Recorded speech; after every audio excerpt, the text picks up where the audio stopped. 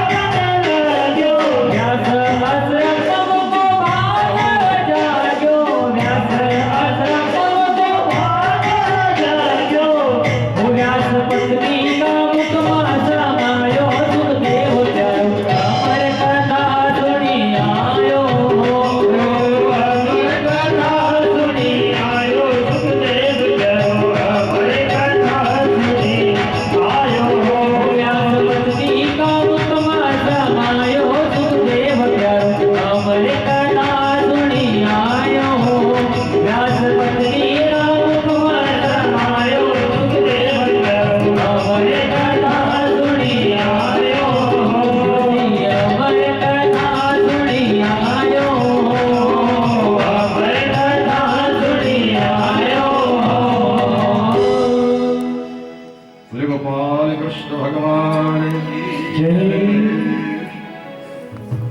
बोले सुखदेव जी महाराज की जय। भगवान शंकर देखकर चले गए, लेकिन कहीं मिला नहीं। वही आचार्य सुखदेव 12 वर्षों तक माता के घर में रहे। गर्भ को ही जिन्होंने मंदिर बना दिया। भागवत में स्पष्ट रूप से लिखा है कि आपने मन पर काबू पाया है तो अपने घर में रहकर भी मुक्ति पा सकते हैं। मन जिसका एकाग्र है वो अपने घर में बैठकर भी मुक्ति पा सकता है, और मन जिसका चंचल है वो वृंदावन, काशी, हरिद्वार, ऋषिकेश जाकर भी सुख को प्राप्त नहीं कर सकता। सुखदेव स्वामी इस कथा से क्या शिक्षा मिलती है कि दुनिया जिस गर्व की बुराई करती है, शास्त्र कहते हैं कि गर्व में जितनी तकलीफ होती है उतनी कभी नहीं मिलती, ना कभी मिलेगी। और उस गर्व को आदरणीय सुखदेव जी ने आज मंदिर बना दिया। 12 वर्ष तक मां के घर में वास किया, लेकिन व्यास पत्नी ने कहा व्यास जी से कि सुनते हो? व्यास जी ने बोला क्या बात है? बोले मेरे गर्भ से वेद मंत्रों का उच्चारण होता है।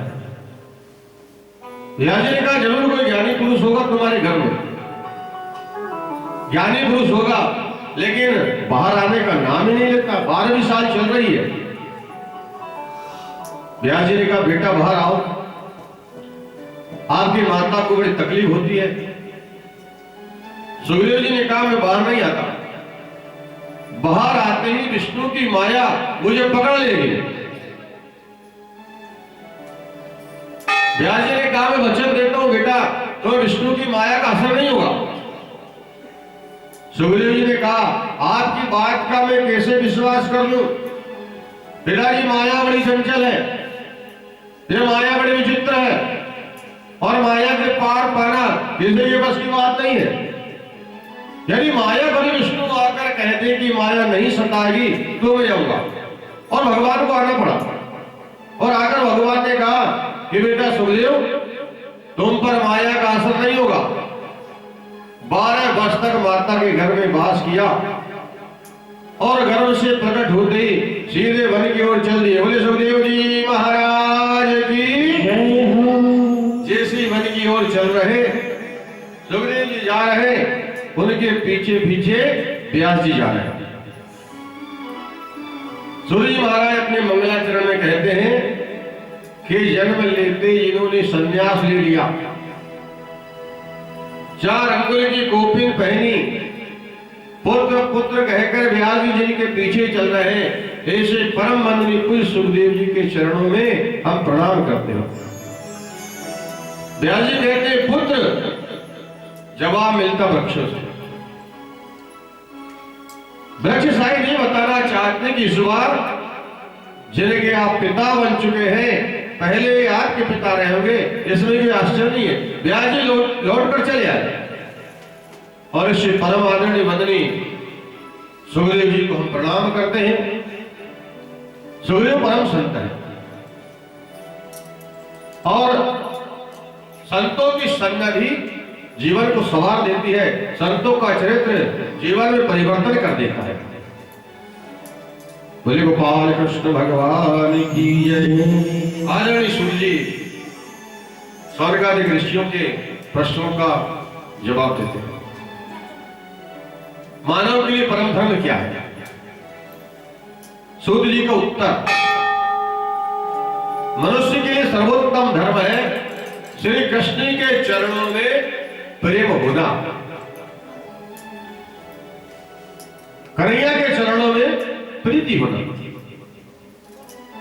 लेकिन कन्हैया के चरणों में जो प्रेम हो वो निष्काम होना चाहिए, कोई कामना वाला नहीं होना चाहिए। निष्काम प्रेम ही सर्वोत्तम धर्म है।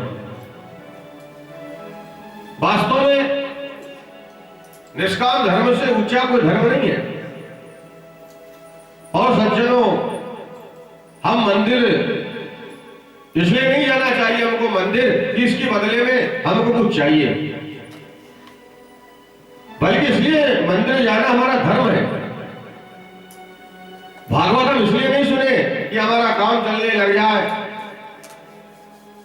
अरे वो तो अपने आप चलेगा। भागवत इसलिए सुनो क्योंकि भागवत सुनना हमारा धर्म है।